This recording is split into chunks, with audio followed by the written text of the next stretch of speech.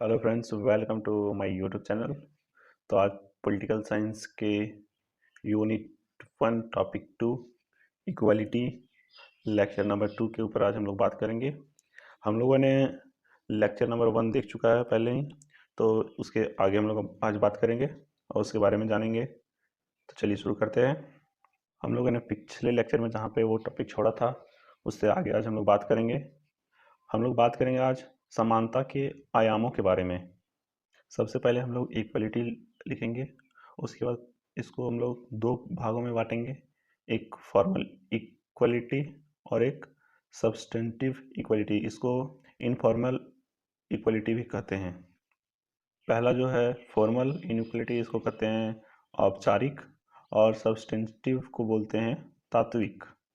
यहाँ पे फॉर्मल को हम लोग समझने का प्रयास करेंगे। फॉर्मल मतलब होता है जैसे उसकी भावनाएं, उसकी जहाँ पे शब्द आता है औपचारिक, यहाँ पे नियमों से चला जा रहा है।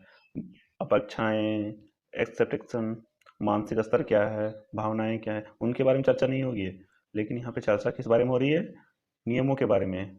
यहाँ पे नियमों से चला जाएगा, मतलब कानूनी तरीके से चला जाएगा। हाँ, यहाँ तात्विक में देखा जाए तो यहाँ पे लोगों को सब्जेक्टिव बनाने की बात हो रहा है, लेकिन फॉर्मल में ऑब्जेक्टिव बनाने की बात हो रहा है। यहाँ फॉर्मल के बारे में जो कह रहा है कि क्या, मान लीजिए कि कोई अगर कहीं पे जाना है, मान लीजिए कोई किसी मंदिर में जा रहे हैं, तो मंदिर पे जाने के लिए अगर कोई सीढ़ी है तो वो सबके लिए कहा जाएगा कि अगर किसी को अगर मंदिर में जाना है तो वो सीढ़ियों के थ्रू ही जाएगा।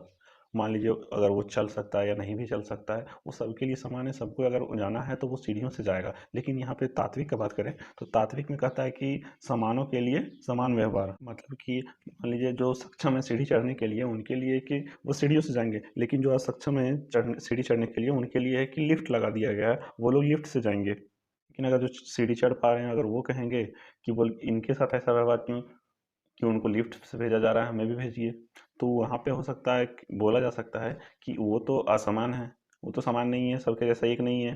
तो असमानों के लिए असमान व्यवहार और समानों के लिए एक समान व्यवहार। इस संस्टेंटिव में treat equal to equally and unequal to unequally.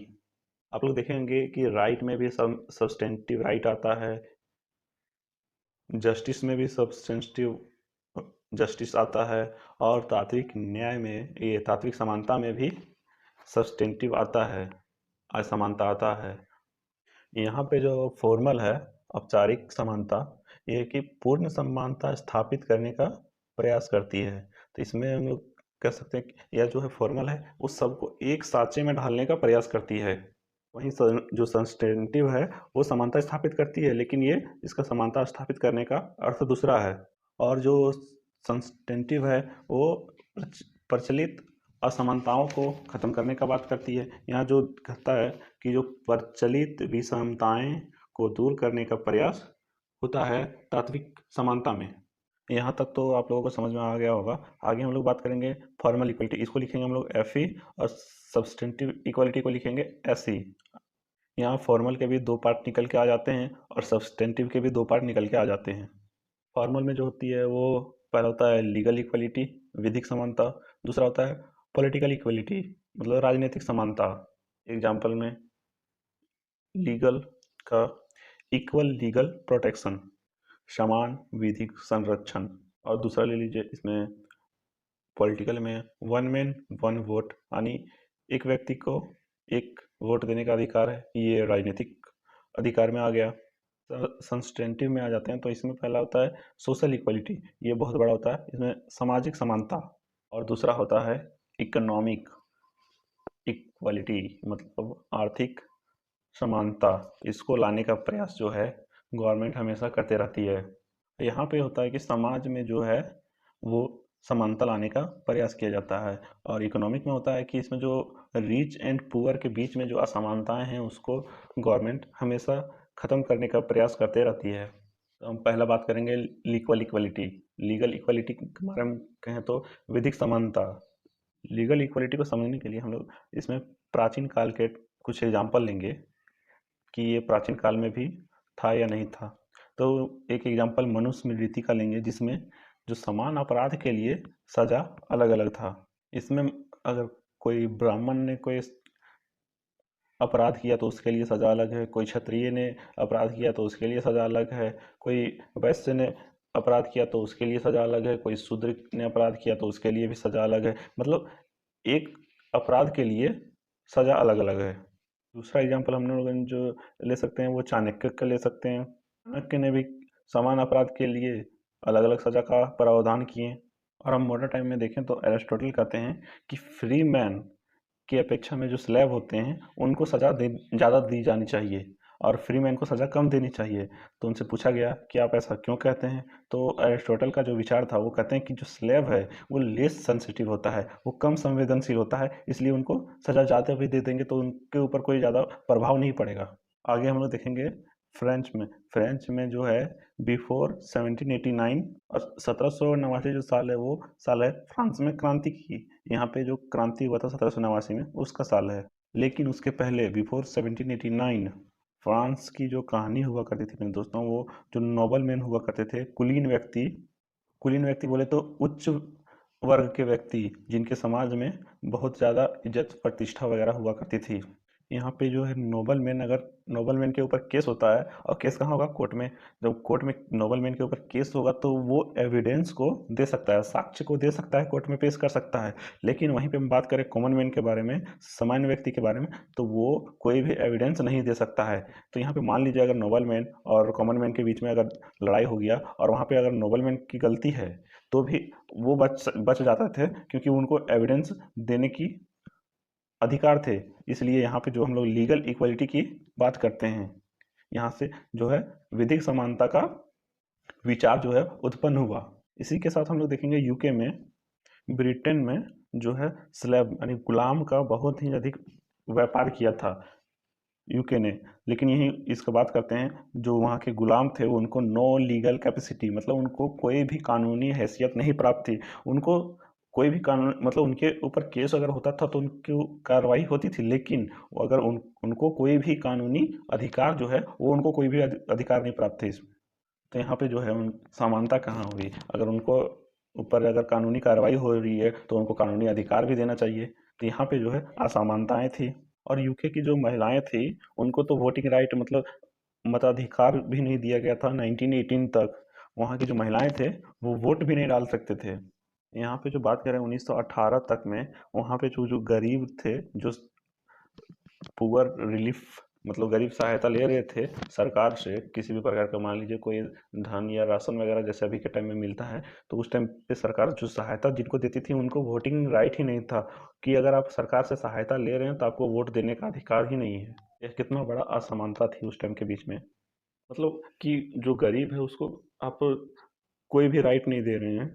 तो ये कहाँ की सोच है? सोचने वाली बात है कि कितना अधिक उस टाइम जो है असमानताएं थी। और इसी यूके में 1860 तक महिलाओं को प्रॉपर्टी का भी अधिकार नहीं था। हम लोगों ने दुनिया भर में देखा कि वहाँ पे जो है लीगल इक्वलिटी नहीं थी। हमने यूके में देखा, फ्रांस में देखा, एरिस्टोटल को देखा, चाणक्य को देखा। तो इससे यह पता चला कि पूरी दुनिया भर में जो है विधिक समानता नहीं थी। तो इसके ऊपर जो विचार करेगा कौन करेगा? थिंकर करेगा। तो आइए देखते हैं कौन कौन थिंकर जो है इसके ऊपर विचार करते हैं। मेरे दोस्तों, यहाँ पे जो सबसे पहले जो इसका विचार लेके आते हैं वो है अर्नेस्ट बार्कर। ये जो कहते हैं अर्नेस्ट बार्कर कि राज्य का मूल सिद्धांत यह है कि वह हमें कानूनी व्यक्तित्व के एक जैसे मुखौटे पहना दे। पे जो है इक्वलिटी बिफोर लॉ की बात हो रही है, मतलब कानून के समक्ष सभी समान होना चाहिए। कह रहे हैं कि आप कानून के आंखों में पट्टी बांध दीजिए और सबको एक समान देखिए, सबको एक समान अधिकार दीजिए। ये बात कौन कह रहे हैं? ये बात कह रहे हैं अर्नेस्ट बार्कर।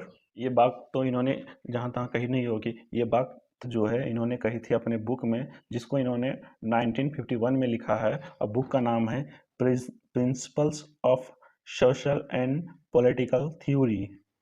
और यहाँ पे दूसरा जो है वो है रूसो। रूसो जो कहता है कि सिविल सोसाइटी, मतलब इसको हिंदी में कहेंगे नागरिक समाज। तो ये कहता है कि नागरिक समाज के कुछ कर्तव्य होंगे, नागरिक समाज की कुछ ड्यूटी होगी। नागरिक समाज की एक कर्तव्य है, नागरिक समाज की ड्यूटी है कि सभी को विधिक समानता प्रदान करने का, सभी को लीगल इक्वलिटी देना। इन्होंने जो रूसो ने जो ये बात कही वो इन्होंने अपने बुक द सोशल कॉन्ट्रैक्ट में कहा, और ये बुक इन्होंने लिखा था 1762 में। रूसो ने जो है इक्वलिटी को, लीगल इक्वलिटी को दो भागों में बांटा है। पहला में है सभी नागरिक समान रूप से कानून के अधीन होंगे, equal subjection to the law.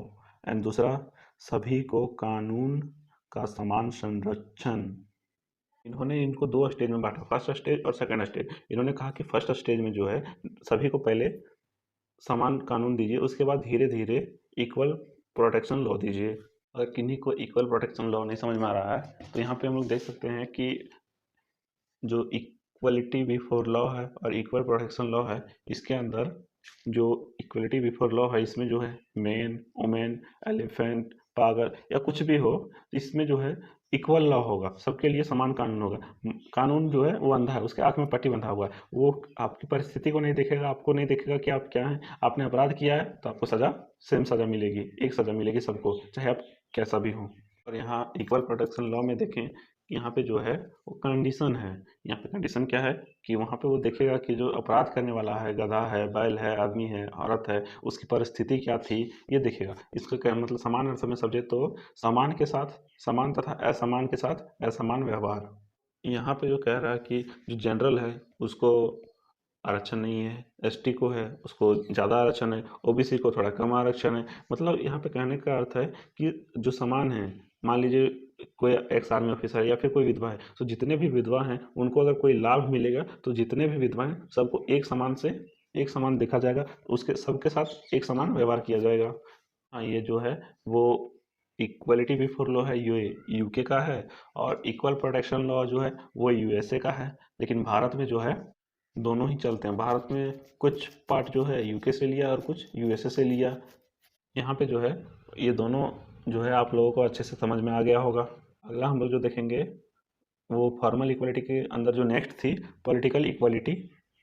Political equality जो है वो राजनीतिक समानता, इसमें जो कहता है कि equal political right to the citizen, मतलब सभी को एक समान राजनीतिक अधिकार होना चाहिए। इसके जो पॉइंट हैं वो आपको यहीं पे याद हो जाएंगे। इसमें पहला कहता है कि वन पर्सन वन वोट, मतलब एक व्यक्ति को एक वोट। दूसरा है नो प्रिविलेज क्लास, मतलब विशेषाधिकार जो वर्ग को दिए जाते थे वो नहीं होगा।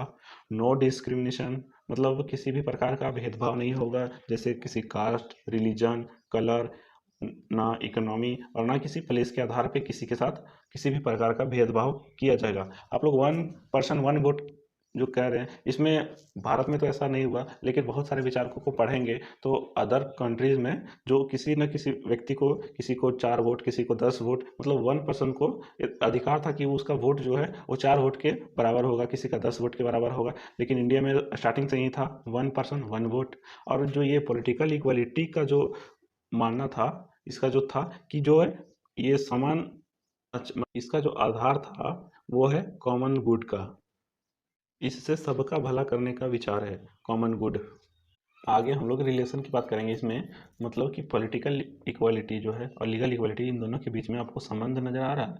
इन दोनों के बीच में संबंध है। अगर मान लीजिए आपको अगर पॉलिटिकल इक्वालिटी आपको प्राप्त हो जाती है तो लीगल इक्वालिटी आपको स्वतः ही प्राप्त हो जाएगी। इसका जो पॉइंट है कि पॉलिटिकल इक्वालिटी की जो मांग है, इसका डिमांड है, वो लीगल इक्वालिटी के साथ होती है। ये दोनों का मांग जो है अलग अलग नहीं हो सकता है। प्रारंभ में बात करें तो प्रारंभ में दोनों समान थे, दोनों एक थे, दोनों में कोई भी प्रकार का भेद नहीं था। डीडी और राहिल, ये जो थिंकर हैं, ये मतलब आधुनिक टाइम के थिंकर हैं। इनका जो बुक है 1976 में, ये बहुत पुराना नहीं है, नया ही है। तो इनका जो बुक का नाम है प्रॉब्लम्स ऑफ पॉलिटिकल फिलोसफी। इन्होंने अपने बुक में कहा है कि जो 1789 में जो फ्रांस की क्रांति हुई थी, उसका जो मांग हुआ था वो क्यों हुआ था? क्योंकि रिच वर्सेस पुअर जो है, इसके बीच में असमानता थी, विशेषाधिकार था, क्लास प्रिविलेज थी। इसमें इन्होंने कहा है कि जो विशेषाधिकार हैं उनका जो है पॉलिटिकल प्रिविलेजेस को ख़त्म करिए, मतलब राजनीतिक विशेषाधिकार जो हैं उनको ख़त्म कर दीजिए। अब जब इनको ख़त्म कर देंगे तो जो लीगल विशेषाधिकार हैं वो स्वतः ही ख़त्म हो जाएगा। अब धीरे धीरे समय बदला और मॉडर्न टाइम आया, मॉडर्न पीरियड आया। अब मॉडर्न पीरियड में जो पॉलिटिकल इक्वलिटी की बात होने लगी वो आपको कहाँ पे मिलेगी?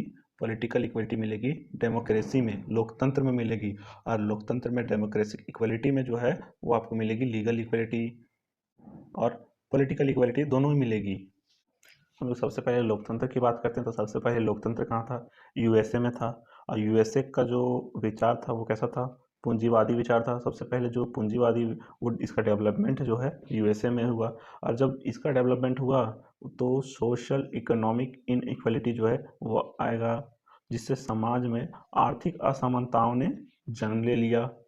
यहाँ पे हुआ क्या मेरे दोस्तों, जो कैपिटलिज्म है उसमें जो है रिच और पुअर, ये दोनों के बीच में जो है दूरियां बढ़ते गई। रिच जो है और रिच होता गया, गरीब और गरीब होते जाता है। तो इसमें इन दोनों के बीच जो डिस्टेंस है वो बढ़ता ही चला जाता है। इसमें सामाजिक आर्थिक जो असमानताएं हैं वो बढ़ता ही जाता है। इसमें आर्थिक रूप से जो है rich become richer and poor become poor. यहाँ पे जो एक थिंकर है एलेक्सिस दे टुक्वली, वो फ्रेंच के हैं। वो उन्होंने अपने बुक जो है, उनका बुक 1835 में, बुक का नाम है डेमोक्रेसी इन अमेरिका। इसमें उन्होंने एक बात कही, ये इस बुक में कहते हैं कि जो आपने है वो पॉलिटिकल समानता तो दे दी, और पॉलिटिकल समानता के लालच में जो है आप अगर आर्थिक असमानता को देंगे तो ये जो जनता है इसको लंबे समय तक इसको स्वीकार नहीं करेगी। इनसे पूछा गया कि इसकी कि पॉलिटिकल इक्वलिटी की वजह से ये जन्म क्यों हुआ आखिर में, तो ये कहते हैं कि पहले फर्स्ट जो चेंज हुआ उसमें आपने तो पॉलिटिकल इक्वलिटी को स्थापित किया। सेकंड में ये कहते हैं कि सोशल इकोनॉमिक इक्वलिटी की बात होगी, भविष्य में संघर्ष होगा और रिच और पुअर के बीच में जो संघर्ष होगा उससे जो है सोशल इकोनॉमिक इक्वलिटी की बात होगी। और ये भविष्यवाणी करते हैं कि जो ये संघर्ष होगा वो रिच और पुअर के बीच में संघर्ष होगा। यहाँ पे निष्कर्ष की बात करें हम, तो हमने फॉर्मल इक्वलिटी में लीगल इक्वलिटी देखा और पॉलिटिकल इक्वलिटी देखा। पॉलिटिकल इक्वलिटी का जो रिजल्ट हुआ इसमें जो है सोशल एंड इकोनॉमिक इनइक्वलिटी को देखने को मिला। इसमें जो है संघर्ष करके जो रिच और पुअर के बीच में समानता स्थापित किया जाएगा, सोशल इक्वलिटी लाया जाएगा। और हम थर्ड नंबर पे लेंगे सोशियो इकोनॉमिक इक्वलिटी। यहाँ पे जो है वो पॉलिटिकल इक्वलिटी और लीगल इक्वलिटी जो है वो है भेदभाव के अभाव को कम करने का बात करता है, लेकिन वहीं पे सोशल इक्वलिटी और इकोनॉमिक इक्वलिटी है उस समाज में सामाजिक परिवर्तन की बात करता है। और जहाँ पे परिवर्तन शब्द आएगा वहाँ पे परिवर्तन कैसे होगा? विरोध से, मांग से, क्रांति से परिवर्तन होगा। और विरोध कैसा होगा? जो पहले से चला आ रहा है उसका विरोध होगा, नए किसी चीज़ का मांग होगा। और अब जब मांग पूरा नहीं होगा उसका, तो मांग पूरा करने के लिए क्या करेंगे? क्रांति करेंगे, जिससे कि उनका जो मांग है वो पूरा हो सके। अब हम ब्रॉड वे में इन दोनों को समझने के लिए इन दोनों का जो डिफरेंस है उसको समझेंगे, तो उससे हमारा जो है माइंड जो है थोड़ा और अधिक इसको समझने में प्रयास करेगा, माइंड में और अच्छा से समझ में आएगा। इसका डिफरेंस को, दोनों का डिफरेंस देखेंगे तो चलिए आइए हम लोग इसका डिफरेंस को देखेंगे। इसका डिफरेंस में आता है कि हम यहाँ पे डायग्राम बना लेंगे। एक तरफ लिख लेंगे पॉलिटिकल इक्वालिटी और लीगल इक्वालिटी, और दूसरी तरफ लिख लेंगे सोशल इक्वालिटी और इकोनॉमिकल इक्वालिटी। तो आप भी इसको डायग्राम बना लीजिए अपने कॉपी पे और ये इसको समझते हैं।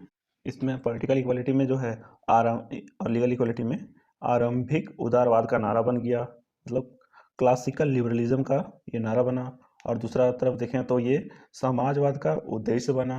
इसको जो है पावरफुल क्लास के द्वारा संचालित किया जाता था और इसको पुअर क्लास, कमजोर वर्ग के द्वारा संचालित किया जाता।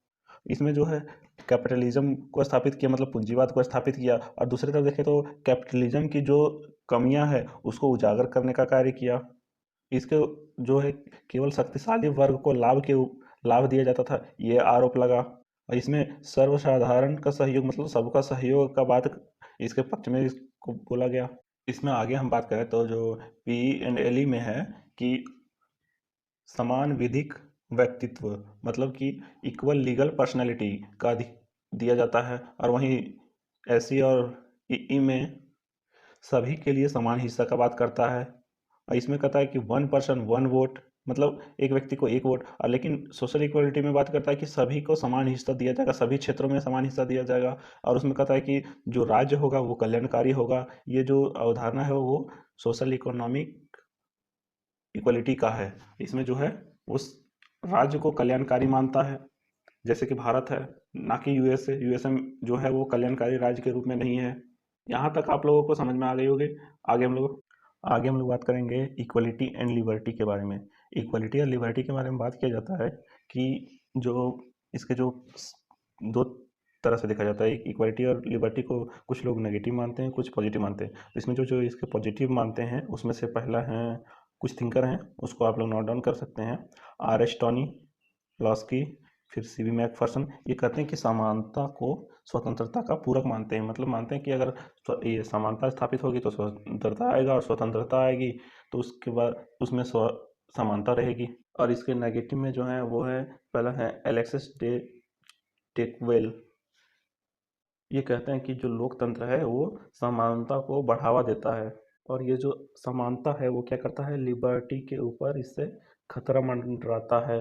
और ये इसका जो कारण क्या है, इसमें जो ये कारण देती है और कहती है कि जो बहुमत का लोकतंत्र है वो बहुमत का शासन है। और बहुमत का शासन मतलब कुछ कुछ तो उसमें रह जगह हैं जिनका उसमें शोषण हो सकता है। बहुमत का शासन मतलब एक टाइम ऐसा आएगा कि जो बहुमत है वो तानाशाह हो जाएगा। इसमें कहता है कि जो व्यक्ति है वो समाज के समाज के अनुसार चलता है, उसे अपनी मन की इच्छाओं के अनुसार वो नहीं चल सकता है। मान लीजिए कि इंडिया में रूल है रोड पे लेफ्ट साइड चलाने का, बाइक वगैरह गाड़ी वगैरह जो भी है, और मुझे अगर मन कर रहा है कि मैं राइट साइड में चलाऊं तो मैं ये नहीं कर सकता, क्योंकि ये जो कानून है वो है मेरे मेरे मन की इच्छाओं को जो है वो सीमित करने का कार्य करता है। इसमें जो कहता है कि इसमें ये कहते हैं कि जो लिबर्टी है वो आदमी का इंडिविजुअलिटी होना चाहिए, उसका अपना होना चाहिए, व्यक्तित्व होना चाहिए। लेकिन जो ये हो जाता है वो इसमें पर्सनल ओपिनियन होना चाहिए व्यक्ति का, लेकिन ये हो जाता है पब्लिक ओपिनियन। लेकिन आप मुझे ये बताइए कि लोकतंत्र में क्या होता है? लोकतंत्र में पब्लिक ओपिनियन होता है, पर्सनल ओपिनियन नहीं होता है। पब्लिक ओपिनियन जो होगा वो या तो आपके पक्ष में होगा या तो आपके विपक्ष में होगा। और लेकिन जब वो हो जाएगा तो आप उसके पक्ष में रहें या विपक्ष में रहें, आपको तो उसको मानना ही पड़ेगा। इसी में अगला जो एक विचारक हैं जे.एस. मिल, ये कहते हैं कि यदि एक व्यक्ति का राय बाकी समाज के राय से भिन्न है तो समाज को उसे चुप कराने का अधिकार नहीं है। इनका कहने का अर्थ है कि अगर किसी व्यक्ति का राय अगर अलग है समाज की राय से तो समाज उसे चुप नहीं करा सकता है। इसी के जो अगला है वो आयशा बर्लिन है। वो कहते हैं, उनके विचार तो आप सुनेंगे तो ये जो कहते हैं कि जो इक्वलिटी है उसने जो है लिबर्टी को नुकसान पहुंचाया है। तो इनसे पूछा गया कि आप किस तरह का लिबर्टी चाहते हैं, तो ये जो कहते हैं कि स्वतंत्रता में कुछ भी बाधक नहीं होना चाहिए, ना हो। मतलब ये कहते हैं कि स्वतंत्रता में कुछ भी इंटरफेरेंस नहीं हो। इनका एक स्टेटमेंट है, इसको आप नोट कर लीजिएगा कि सभी कमियों, अभावों, परिस्थितियों के लिए व्यक्ति स्वयं जिम्मेदार है।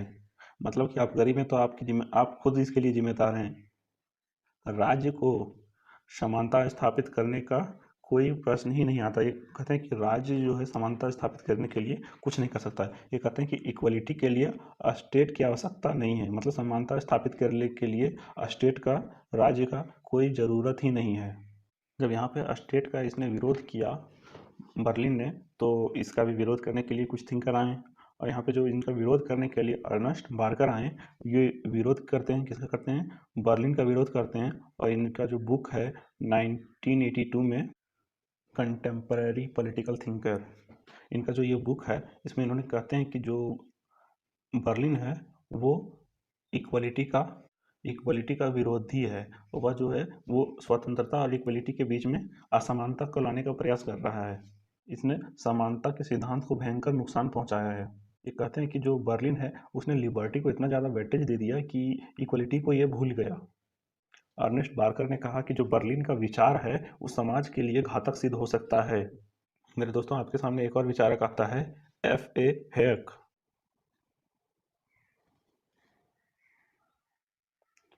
F.A. हेक ने एक बुक लिखी थी 1960 में, कॉन्स्टिट्यूशन ऑफ लिबर्टी। ये बुक इम्पॉर्टेंट है, इसको आप लोग नोट डाउन कर लीजिएगा। इनका जो विचार है वो बर्लिन के जैसा ही है। ये स्वतंत्रता और समानता को एक दूसरे का विरोधी मानते हैं। इनके जो कुछ पॉइंट है उनको हम देख लेंगे। ये कहते हैं कि अलग अलग व्यक्ति अलग अलग योग्यता होता है, और कहते हैं कि बलपूर्वक समानता स्थापित करना गलत है। और ये कहते हैं कि व्यक्ति की स्वतंत्रता आवश्यक है सामाजिक प्रगति के लिए। यह कहता था कि स्वतंत्रता कितना बड़ा समर्थक था, ये कहता था कि स्वतंत्रता सभी के लिए समान नहीं है। तो इसका कहना था कि किसी को भी स्वतंत्रता ना देने से अच्छा है कि कुछ लोगों को दे दो। तो कहने का अर्थ है कि आप किसी को भी अगर स्वतंत्रता नहीं दे रहे हैं तो इससे अच्छा है कि आप कुछ को स्वतंत्रता दे दो। एक और कहता है कि सभी को आंशिक स्वतंत्रता देने से अच्छा है कि कुछ को पूर्ण स्वतंत्रता दे दो। मतलब कहता है कि किसी को अगर हम सबको अगर थोड़ा थोड़ा स्वतंत्रता दे रहे हैं तो उससे अच्छा है कि हम कुछ लोगों को ही कंप्लीट फ्रीडम देते हैं। इसका कहने का अर्थ है कि अगर किसी घर में मान लीजिए 10 व्यक्ति हैं और अगर आपके पास 5 मिठाई है तो आप अगर हाफ हाफ करके उसको 10 व्यक्तियों में देते हैं तो उससे अच्छा है कि आप 5 को ही पूरा पूरा दे दें या फिर एक को ही पाँचों दे दें। इसका कहने का अर्थ ये है। अब यहाँ पे जो क्लास है वो ख़त्म होता है। अब आप लोग कमेंट करके ज़रूर बताइएगा कि आप लोगों को क्लास कैसा लगा और ज़्यादा से ज़्यादा आप लोग शेयर कीजिएगा। Thank you. जय हिंद, जय भारत।